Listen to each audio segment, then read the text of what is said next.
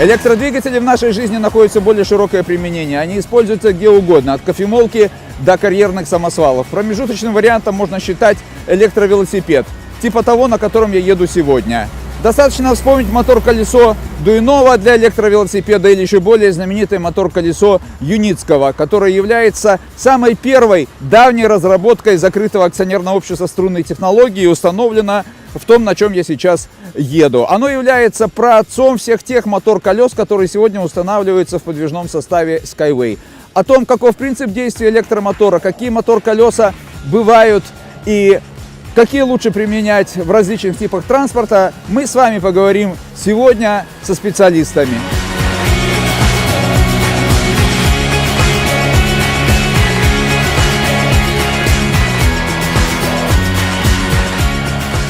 Электрические ступичные двигатели, называемые также мотор-колесами, были запатентованы еще в 80-х годах XIX века. Первое электрическое мотор-колесо или электродвигатель, встроенный в ступицу колеса, было опробовано на автомобилях. В 1884 году исследователь из Сент-Луиса Веллингтон Адамс запатентовал уникальную задумку – внедрение электрического двигателя непосредственно в колесо транспортного средства.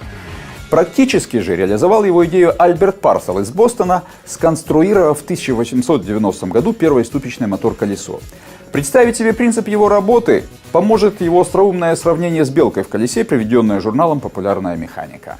Магнитное поле, создаваемое в катушках, взаимодействует с магнитным полем ротора за счет того, что оно является переменным, движется по какому-то закону, да? Соответственно, магнитное поле ротора начинает двигаться.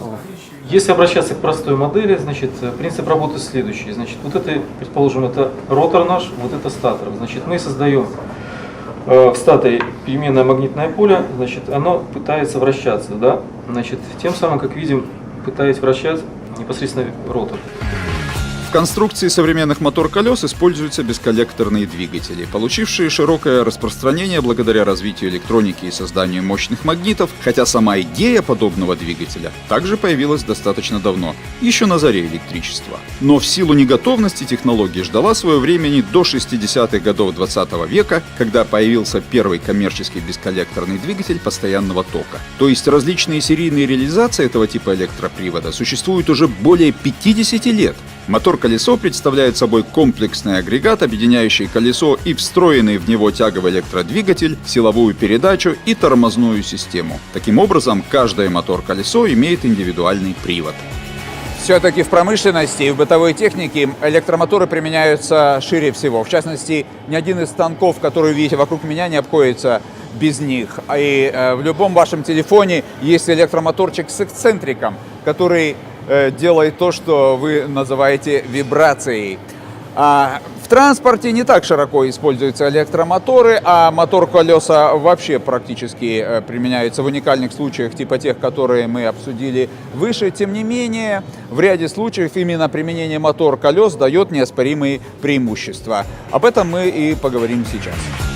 Транспортные средства с электрическими мотор-колесами обладают целым рядом преимуществ перед традиционными. Это отсутствие множества сложных и тяжелых передаточных механизмов между двигателем и колесом, сцепления, трансмиссии, приводных валов и дифференциала. Также это отменная динамика. Компактные и легкие электромоторы способны развивать максимальный крутящий момент с самых низких оборотов. Помимо того, использование мотор-колеса значительно упрощает конструкцию системы регенерации энергии торможения. И, что немаловажно, у мотор-колеса нет конкурентов в обеспечении активной безопасности движения. Все продвинутые электромеханические алгоритмы легко прошиваются в управляющее программное обеспечение и воздействуют на каждое отдельное колесо. Однако нет достоинств без недостатков. И поэтому за все эти преимущества мотор-колесо расплачивается не менее значимыми недостатками, основными из которых являются их размер и масса. Тем не менее, инженерам закрытого акционерного общества струнной технологии удалось преодолеть эти две главные проблемы. Во многом это получилось за счет выбора синхронного электромотора и новых магнитотвердых материалов, спеченных на основе сплава неодим железобор, имеющих преимущество перед магнитами на основе самария и кобальта по энергетическим показателям. Это в сборе мотор-колесо нашего подвижного средства от Юнибуса. И, как здесь видно, оно состоит из, собственно, колеса, непосредственно самого двигателя плюс тормозной системы. То есть это все вместе, это мотор-колесо в сборе.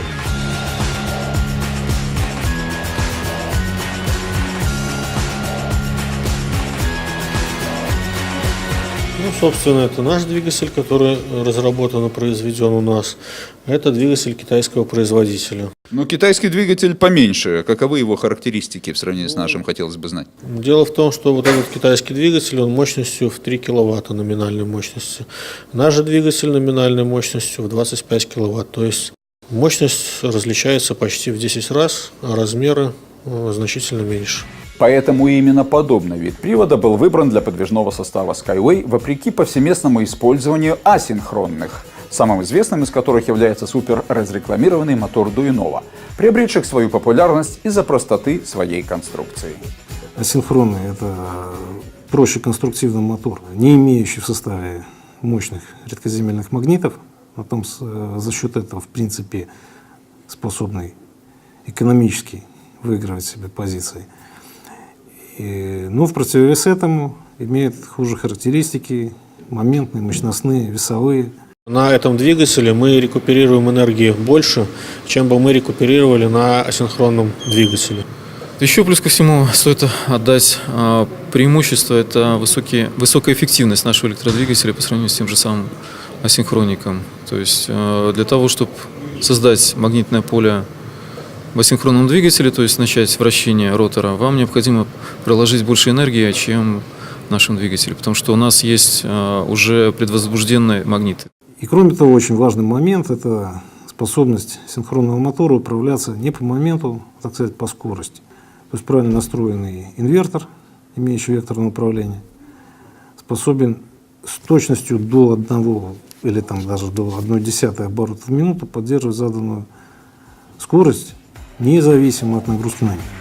Мотор-колеса используются в карьерных самосвалах, что мы уже отмечали выше, в связи с тем, что механическая трансмиссия просто не справится с нагрузкой в сотни тонн, которой подвергается машина.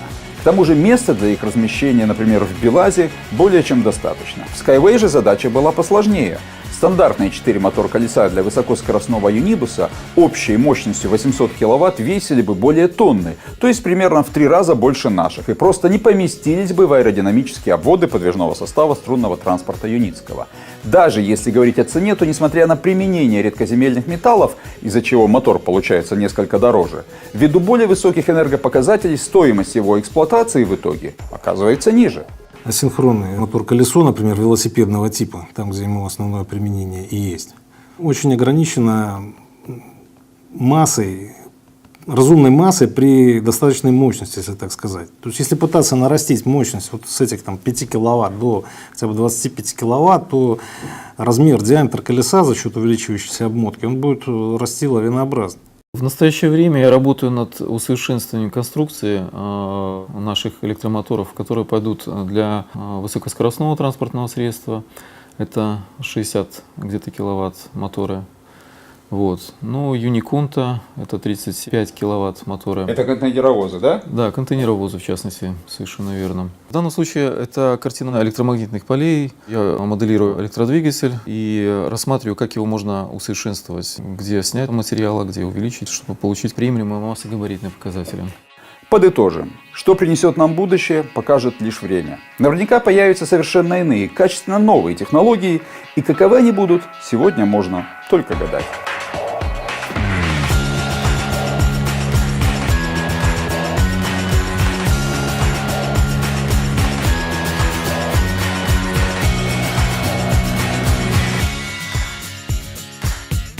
Однако на сегодняшнем этапе их развития можно с уверенностью утверждать, что коллектив закрытого акционерного общества «Струнные технологии» под руководством генерального конструктора Анатолия Юницкого создал наилучший тип привода для подвижного состава Skyway, и пока это мотор-колесо с синхронным электродвигателем собственной конструкции. Подписывайтесь на наш канал YouTube, следите за обновлениями новостей на нашем официальном сайте, поддерживайте наш проект, и тогда вам не придется крутиться, как белка в колесе. Строй Skyway!